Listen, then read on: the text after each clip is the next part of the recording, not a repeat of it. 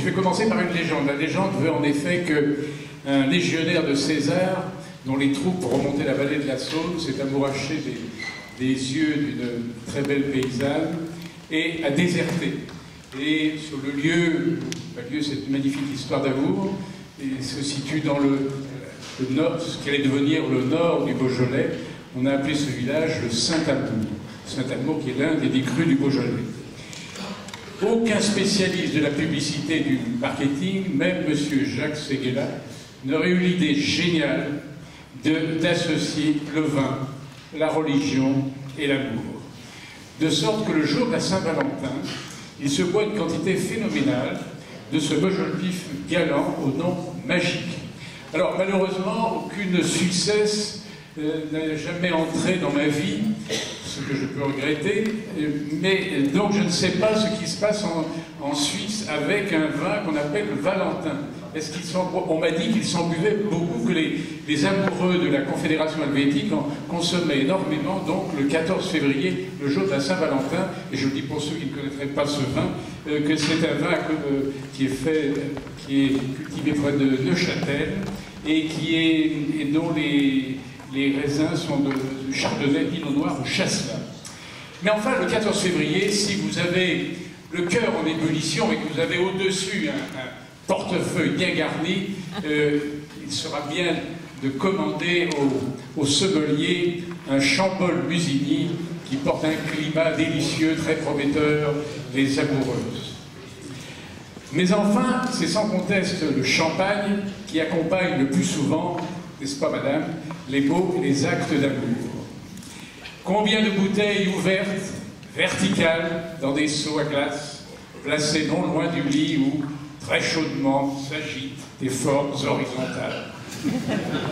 La marquise de Pompadour avait raison d'affirmer que le champagne, je la cite, est le seul vin qui laisse une femme belle après boire.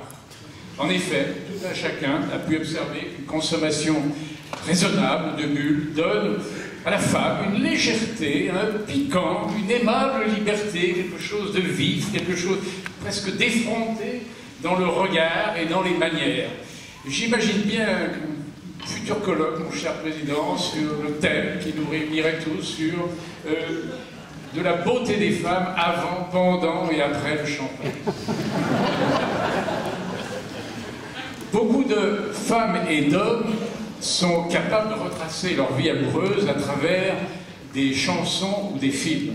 Eh bien, il y a aussi beaucoup d'hommes et de femmes qui peuvent faire de même avec des bouteilles de vin, avec ces bouteilles qui ont illustré des jours mémorables de liaisons durables ou éphémères. Le vin est l'ambassadeur du fripon Eros. Personnellement, j'ai peu d'efforts à faire pour me rappeler un Beaujolais village, un Meursault charme, un Dom Pérignon, justement un Chambol Musigny clôt les amoureuses, et un Château Figeac, oui, un Château Figeac, oui, que je suis aussi l'aventure du côté de Bordeaux, et même un Riesling vendange tardive. Les vendanges tardives. Quelle symbolique sexuelle, n'est-ce pas? Si le vin stimule la libido de l'homme et de la femme, leur donne de la hardiesse, leur chauffe la tête et le croupion, Gérard Depardieu, par parenthèse, déclarait à l'Express en janvier 2004 « Il n'y a plus que le vin qui me fait bander ». Qu'en est-il 8 ans après? Donc il se peut aussi que le vin, bu d'abondance, conduise plus rapidement au sommeil qu'à l'amour. Oh, j'en ai lu, vous savez, j'ai lu beaucoup de livres, j'en ai lu des récits de 8 noces où le jeune marié, qui n'avait même pas la force de se déshabiller, inaugurait le lit conjugal par d'ignobles ronflements. Sauf exception, l'homme ivre, même seulement un peu gris, n'est pas un très bon amant. 2 verres, ça va, 3 verres, bonne nuit les dégâts.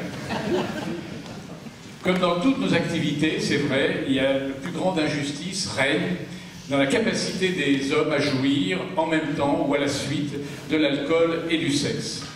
Avec l'âge, les 2 diables se révèlent de plus en plus inconciliables, boire ou baiser. Mais il y a un temps pour tout. Le vin maintient en état de gourmandise, en état de sensualité. Le sexe donne faim et soif. Mon conseil, si vous permettez, boire peu de vin avant l'amour, mais du bon, du très bon. Honorer Bacchus avec modération, puis après, honorer Vénus jusqu'à plus soif. Mais surtout, ne pas imiter Bacchus et Vénus, ou plutôt leurs homologues grecs, c'est-à-dire Dionysos et Aphrodite, qui après un repas où ils s'enivrèrent des meilleurs vins de l'île de Chios, s'unirent fougueusement pour donner la vie à un drôle de type, une sorte d'obsédé sexuel aux attributs gigantesques, vous connaissez le nom, qui s'appelle Priape. Mais enfin, ce sont des dieux, tous les excès leur sont permis, et nous, alors nous ne sommes que de pauvres humains qui devons raison garder jusque dans nos plaisirs et souffler dans les ballons de la police lorsque nous rentrons de nos fiestas. Le vin est aussi lié à la séduction. Il y a deux méthodes. La séduction par le grand vin ou la séduction par le petit vin espiègle et fruité. Dans le premier cas, l'homme manifeste avec vigueur une autorité qu'il espère conquérante par sa connaissance des châteaux, par sa familiarité avec les grands crus classés. Ceci, pense-t-il, quand la dame qui est en face de lui ajoute du tanin, des arômes, du caractère, du corps. Il a pris de la bouteille, mais pas n'importe laquelle, du classé, du premier, du coûteux, du meilleur. La femme à séduire ne peut pas s'y tromper. Elle mettra dans son lit un grand AOC. Elle va coucher par procuration avec le poète Ozone, avec les Rothschild, avec le prince de Conti et même avec le pape. Car déguster de très grands vins, c'est boire de l'histoire et de la biographie.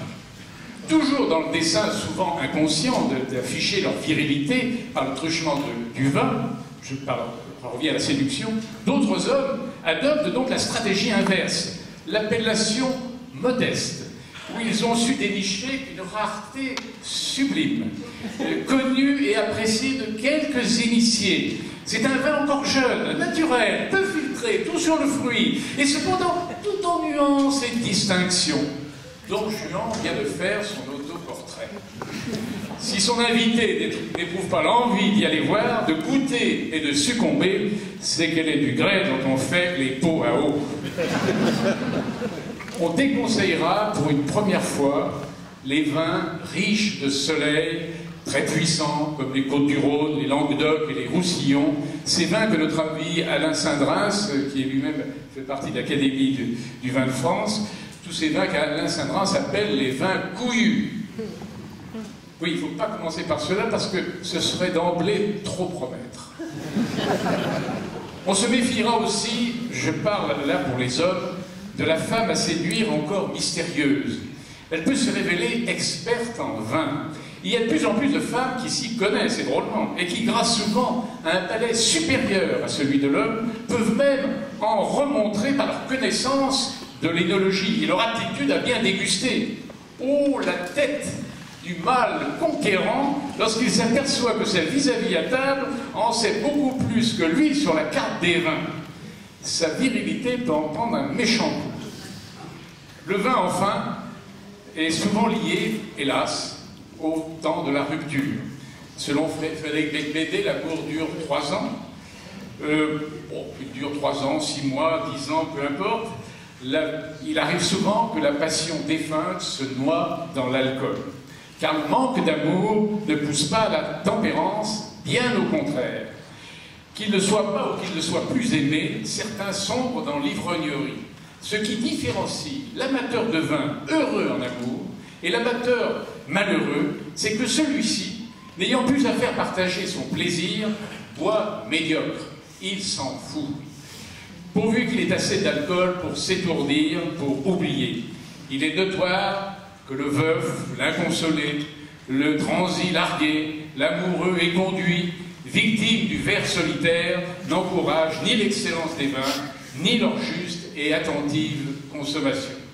Moralité, un homme apprécie d'autant plus les bons vins qu'il est amoureux. Une femme apprécie d'autant plus les bons vins qu'elle est amoureuse.